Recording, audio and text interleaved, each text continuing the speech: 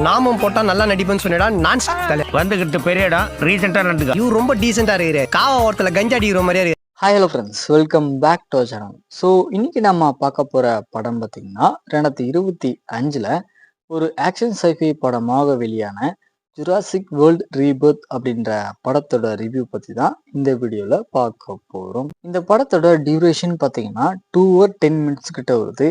சரி, கதை அப்படின்னு பார்க்கும்போது, அதாவது நம்ம படத்தோட ஹீரோனான ஸ்கார்லா ஜான்சனோடு சேர்த்து ஒரு டீம் பார்த்தீங்கன்னா 3 வகையான டைனோசருடைய டிஎன்ஏ சாம்பிள்ஸை வந்துட்டு கலெக்ட் பண்ணுறதுக்காக போகிறாங்க.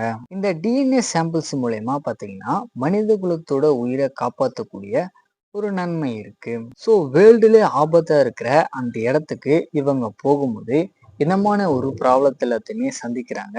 கடைசியா என்னாச்சு அப்படின்றது தான் இந்த படத்தோட கதையா இருக்கு. ஷார்ட் அண்ட் ஸ்வீட்டா சொல்லணும் அப்படின்னா, கார்சிலா படங்கள்ல வர அந்த கார்சிலா மாதிரியே இந்த படத்துல வர அந்த 3 டைனோசர்ஸுமே பார்த்தீங்கன்னா ரொம்பவே வித்தியாசமா இருந்துச்சு அப்படின்னே சொல்லலாம். அதே மாதிரி படத்தோட சிஜே ஒர்க் எல்லாமே பார்த்தீங்கன்னா டாப் நாச்சா பண்ணியிருப்பாங்க.